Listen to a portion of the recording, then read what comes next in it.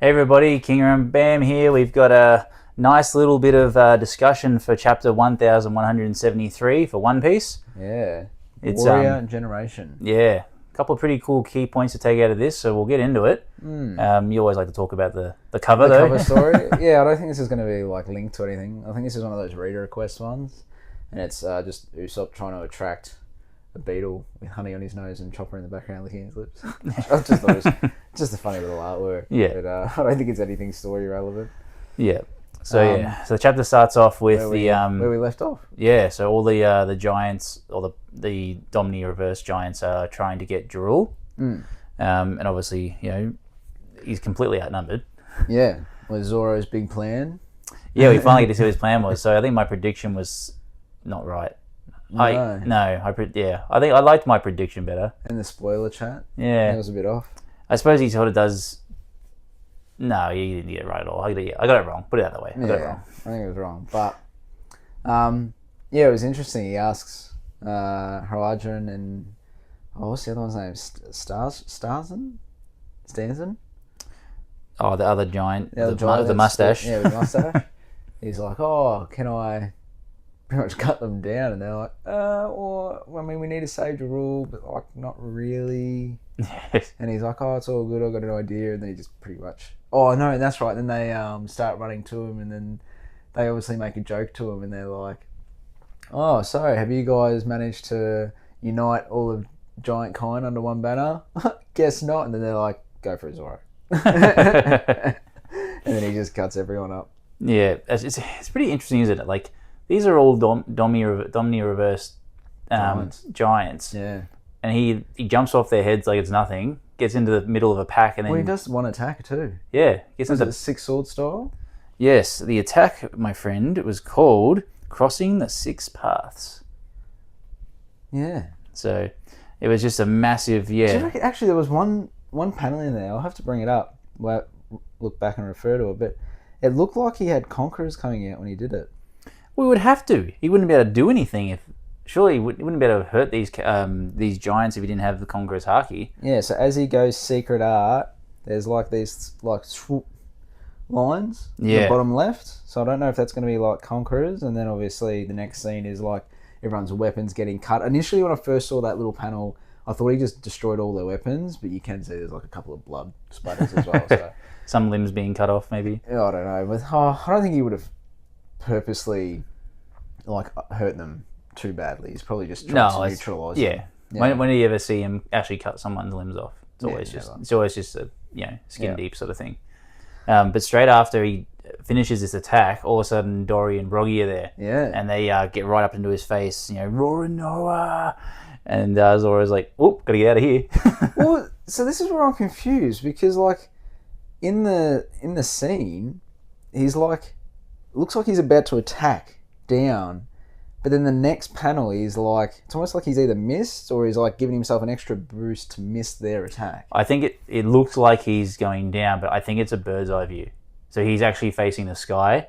So when he does that attack, he's pushing himself down out of the way of their attack. Oh, okay. Yeah. That makes sense. Because I was sitting there so many times, I was like, so he's going to attack, but he just messes up and he just slips through the gap between them? No, okay, that makes more sense. Yeah. You can see that the Dory and Broggy are coming in with the sword and the axe from both sides, and Zoro quickly gets out of the way by thrusting himself with his power swords, what do you want to call it? And then an amazing scene, which again, it's one of those things where you're like, surely he's just gone back and looked at his old artwork, but it's like an exact parallel to when I think they're first introduced, and they're like hitting each other's shields, except for this time they don't have blunt weapons from 100 years of battle. Yeah, this time they actually both get cut, sliced. Serious cut too. So we obviously know, we all know that they regenerate. So nothing too crazy about that, but it was still a pretty cool. But although the Cyril was just like he's just like Dory, Broggy. You can see like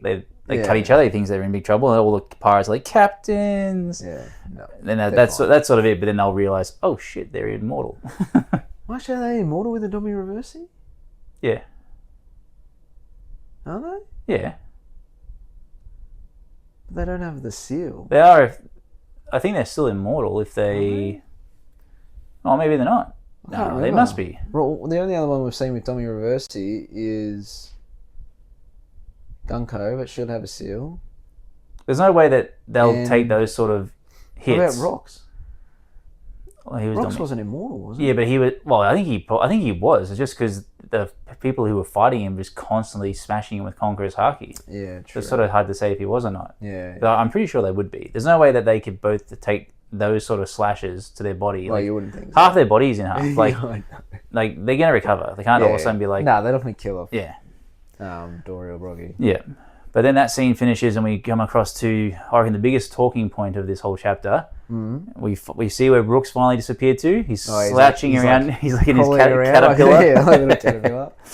And he comes across and he Making notices his way to Gunko. Yeah, he notices Gunko and Or Princess Shuri. he notices her and he does this. He starts talking. He's like, the similarities are just uncanny. Like the eyes, the hair, the color, like everything about her. And then, he mentions that and he gets a reaction out of her. Well, so it's confirmed as well. I'm pretty sure. I can't remember fully if Oda's already done a color panel of Gunko, but it's confirmed she has blue hair. Yeah, and she's got 2 different colored eyes.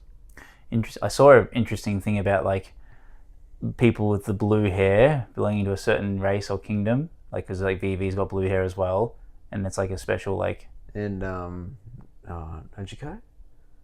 Nami's sister's got blue hair. Yeah. I don't know. It's just a bit of a thing that I saw. Who has blue hair? Yeah. Is it just that? Maybe. Oh, it's probably more, but yeah, they're the main ones. But anyway, so he he obviously gets her attention, and what we thought was going to be a happy reunion, he actually turns out to hate her. Yeah, it comes across that way, doesn't it? Yeah, it seems like he's very furious with her. Because Imu notices straight away as well that they've that she's like, oh, like, are these memories that are coming back to you? So it's interesting. So does that mean she had no memories then when Imu took control or something? Well, she must be obviously.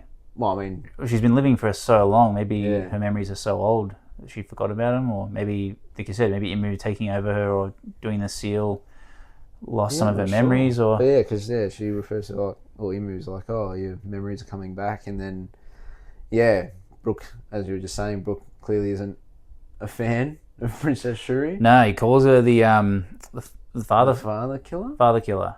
Yeah. Which he goes into elaborate a bit more, like how he respected this person, but they never said who his benefactor. Yeah, they never said who the actual father was. You would think it would be the king of or kingdom where he used to be in the army or navy or whatever it was. Which means you would think that she's killed her own father.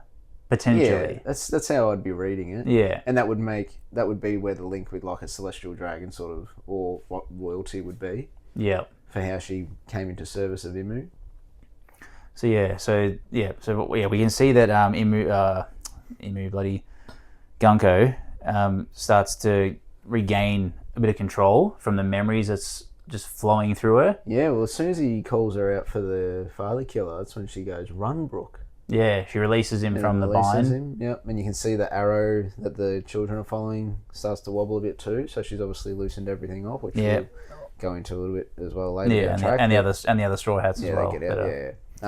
But it was only for a moment though, because just enough for him to get out. Yeah, Imu takes back over control again. Yeah, but what's really interesting is the following panel where they engage in battle. Now, everyone. Now think about how ridiculously strong Imu is, especially when he controls another whatever.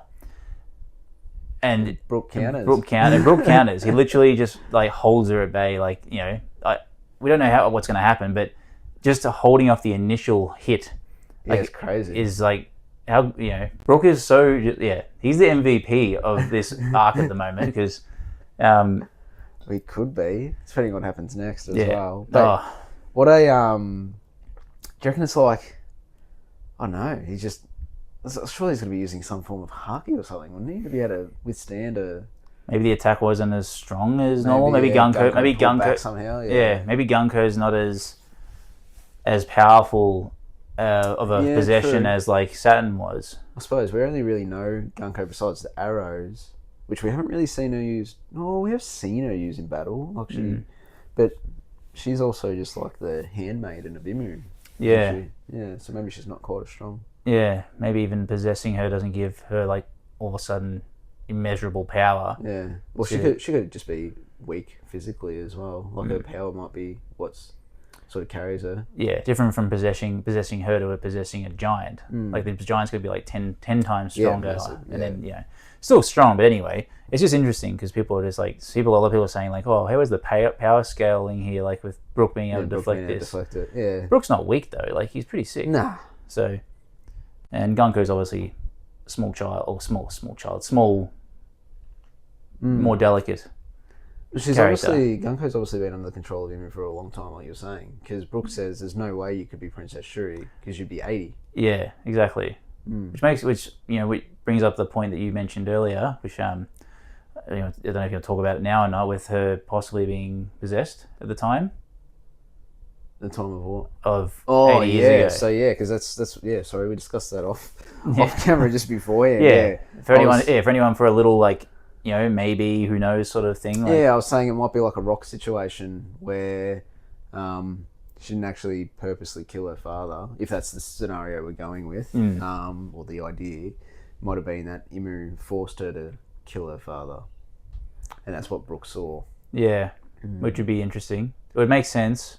Well, it makes sense as well then why she's like wants to help Brooke, because she probably still sees Brooke as an ally, whereas Brooke's just like, you killed, Which, I mean, it works with the story as well, because like Loki's the king killer too.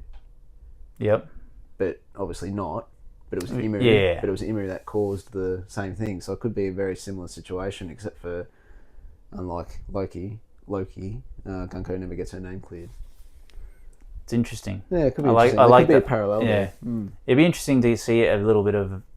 I don't want to go for another giant flashback, but just there has to be one. There's going to have to be a little bit of a flashback now between Gunko and Brooke. Like obviously Brooke in his prime when he had skin, but it'd be pretty cool to see what. Yeah, they're going to have to. Yeah. How could you not? How could you give these little tidbits and then not give us some form of flashback? And like you said, maybe just a handful of chapters.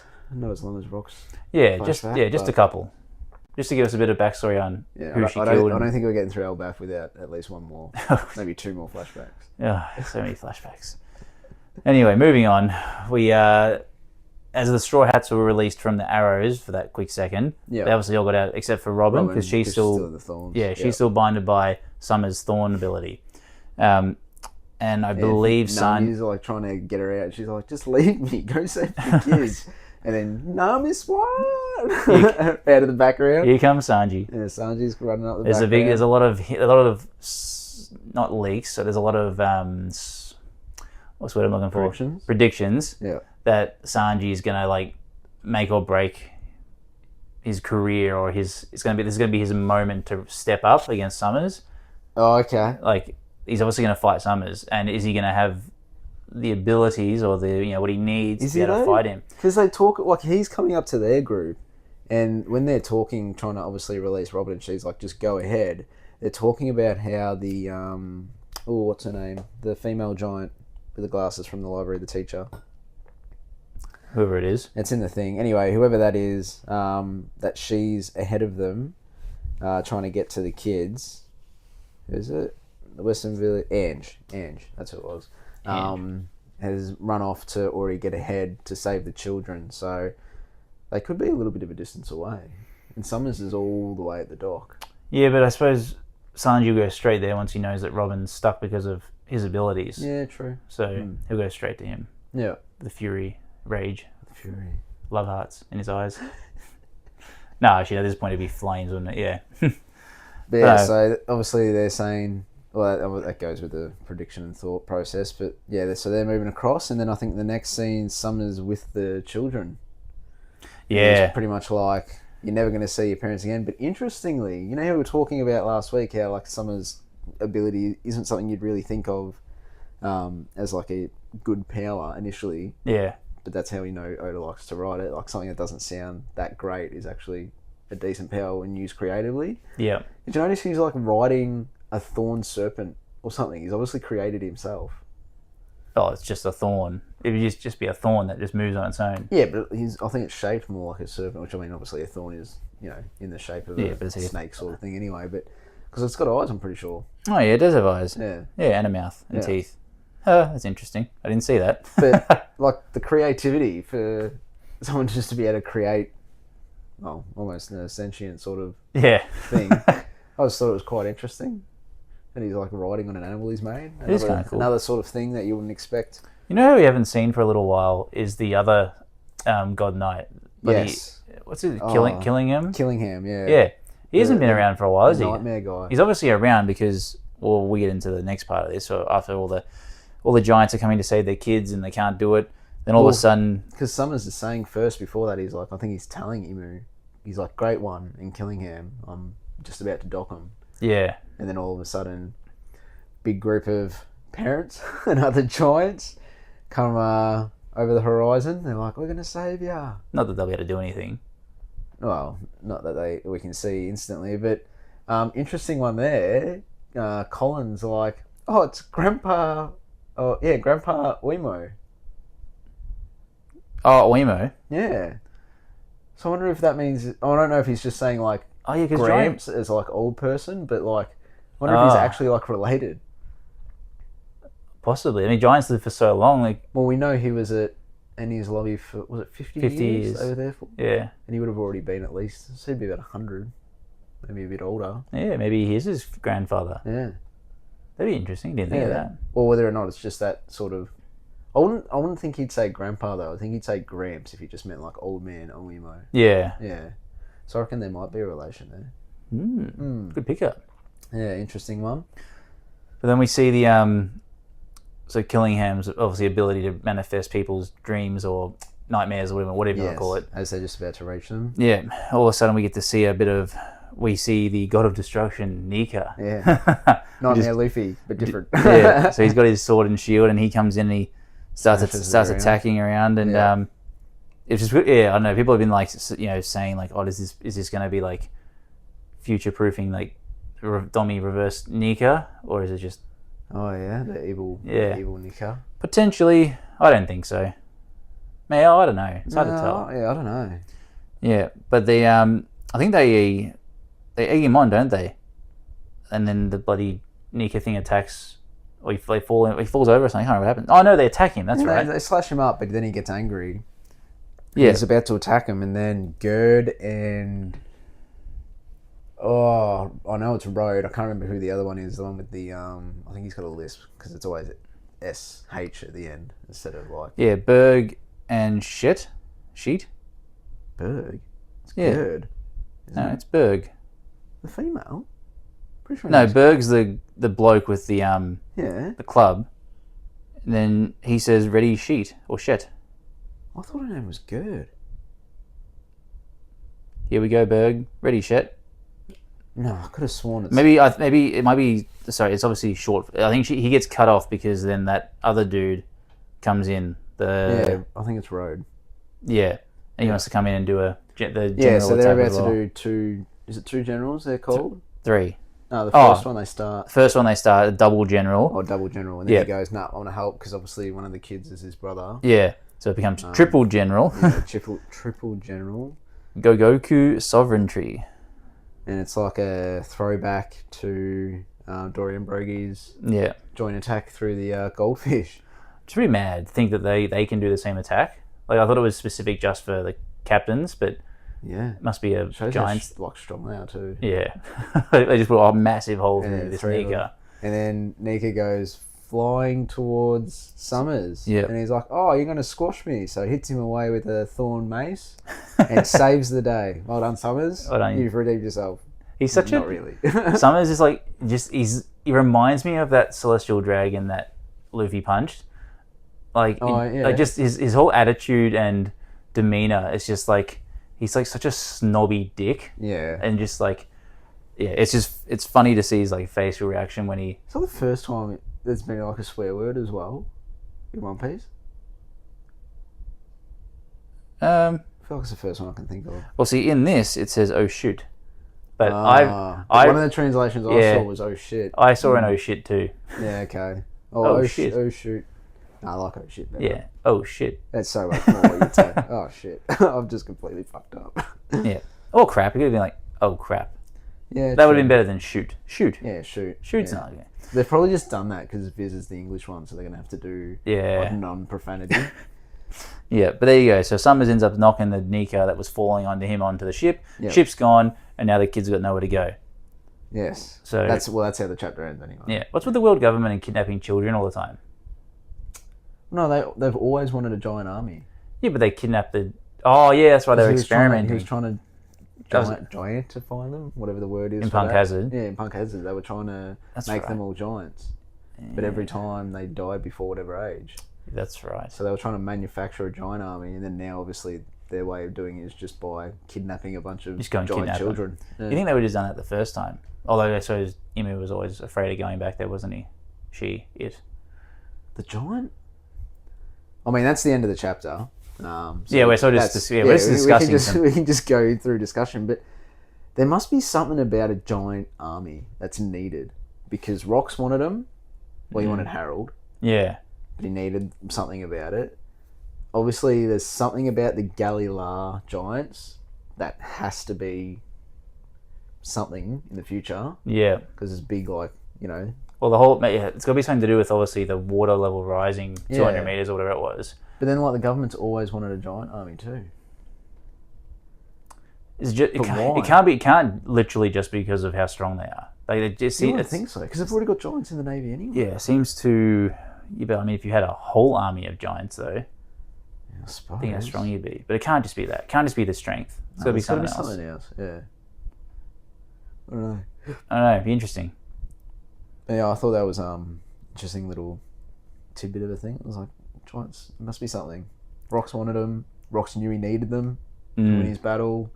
Imu's been wanting them for a long time. Luffy's going to end up with them. Yeah. True. What a conflict, though, for the giants when Luffy and Shanks eventually have to sort of come up against each other. Yeah, I know, it's going to be a weird one, isn't it? Yeah. You think they'd have to side with Nika?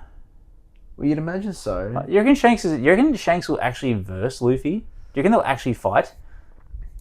Assuming, like, he doesn't get killed by Blackbeard when they're about to, like, square off or something, like I think everyone's assuming will occur, because that's sort of the trope. But it'll probably be more like I don't know, it would be like a battle where they do go all out against each other, but probably without, like, inflicting any damage. Yeah. It would just probably come down to a Haki sort of, I don't know, battle. Yeah. Maybe. And then, obviously, the idea, because Luffy's the protagonist, Shanks will have to submit, maybe. I don't know. I'm going to take you back to the Blackbeard comment you made. When you think about how strong Shanks is, like, even how he, like, future-proof K and one-hit KO Kid. Yeah, from like, a distance and a half. Yeah. You think about the fact that Law put up a semi-decent fight against Blackbeard, and probably, you know, one-on-one might have done better. But, like, because obviously Blackbeard had, what's his name, the teleporter bloke, who was helping him out a bit. Oh, yeah. Van Orga. Yeah. Yeah. So, like, you think about, I don't know, it's hard to believe. Blackbeard's obviously strong. He's got great devil fruits and his crew's big, like, it's huge. But, like, one-on-one, I don't see him beating many people in a fight. Like, I understand he's blood related to Rox, so he's obviously got that bloodline. Yeah. But as far as fighting skills go, Shanks surely would destroy him. Like, I don't know, though. I've seen, like, some interesting chat online where it's more like, you know, Shanks ends his fights quick. He doesn't mess around, like with the kid one. Quickly realised his crew was in danger. I'm not even going to bother. Otherwise, he's more of a just let it go, like the Mountain Bandits back way at the start when they smashed the bottle, and he's just like, oh, who cares? Whereas Blackbeard, I don't know. Sometimes I feel like he's never actually going all out. No, he always seems to take a lot of hits. Yeah, it's like there's almost just like a bit of an arrogance around him, where it's just like, I'm going to win, and he's going to enjoy almost like the battle or the torture beforehand. Yeah. I don't know. It just, I'd be interested to see him in a serious fight, maybe. Maybe I could never really see him in a serious fight. But this, I might say that. He's been in a serious. His character, though, I don't think he'll ever get into a serious fight. Even like if he does end up killing Shanks, it'll be when either Shanks is distracted or in a moment of weakness where Shanks is trying to, I don't know, protect Luffy or he's already half half beaten by something. Yeah. I don't feel like Blackbeard would ever try and take someone on a one-on-one. Yeah, I don't know. I just saw a bit of food for thought there. Yeah, I think you're right though. If it was a one-on-one situation, I feel like, and like Shanks was fully aware of the surroundings and everything like that, so there's no surprises. Yeah, I reckon Shanks would destroy Blackbeard. Because what's his black hole going to do against the best haki user in the world? Yeah, exactly. Nothing. No. So, yeah, I just thought it was interesting. Has nothing to do with the chapter we were talking about, but I just... No, yeah, it's sort of a interesting thing to think going forward. Probably won't have to really worry about that for the next 3 or 4, 5 Well, years. I'm very excited to see what happens next chapter, because there's been a lot of hints and a lot of predictions that we're going to see Luffy riding up on Loki. Yeah, you've been talking up this Luffy riding on Loki. I mean, the only spoilers, and we'll go into some spoiler chat now, the only spoiler I've seen is that Loki and Luffy will appear at the end of the chapter. So what we predicted for this week's chapter will apparently be next week's chapter. Yeah. Where, yeah, it's likely that they're going to be incoming. Do you reckon none of the spoilers I read said that it was going to be like riding on the dragon form or whatever, but there's a lot of speculation that I saw a lot of people saying that it's confirmed it's a dragon. Now, I don't know. It hasn't. I don't think it's been. Sorry. I feel like it is. I don't think there's actually been any full confirmation, but I'm fairly confident it's a dragon of some form. Yeah, it'd have to be. One of the sort of predictions I saw was it'll be like, because obviously Loki's so big, his zone form's going to be enormous. Yeah. But then Luffy, as we've seen he can do with his Gear 5, will be Make like him bigger. giant. Yeah. So it'll be like a giant riding on a giant dragon. That'd be pretty. Sick. Like when you think about how big Kaido was when he turned into his zone form dragon fruit, dragon. Oh yeah. Yeah. Well, the fish fruit. Fish. Yeah. You think about how big that was, and he was obviously a bigger human, but like that was massive. Then you think about how big Loki's going to be in dragon form. It just be enormous. Normal size Luffy you wouldn't even see. It would but be. If he made himself like a giant Gear 5. Well, that's some of the things I've said that the giant Gear 5 Luffy and giant dragon Loki are all heading up and they're riding each other. That'd be sick. Yeah, it would be sick. I really imagine. Oh, it'd be what a last panel before an apparent break. I reckon. Of course, it's a break. I reckon that there's going to be some giant pirate characters come out soon or a leader for the TCG.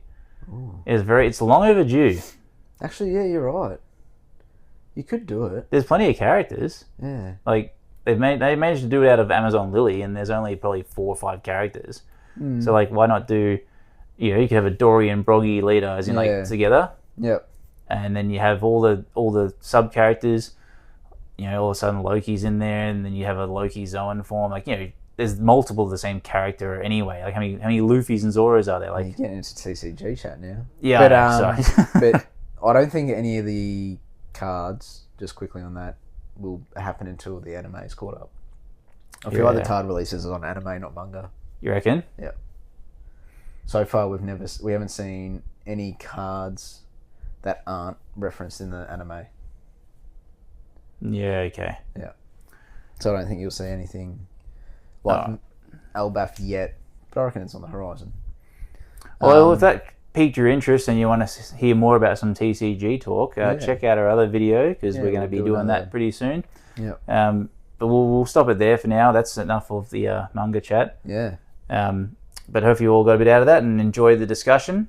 Look forward to next week and what's to come. Will it be Luffy on the silhouette of a dragon?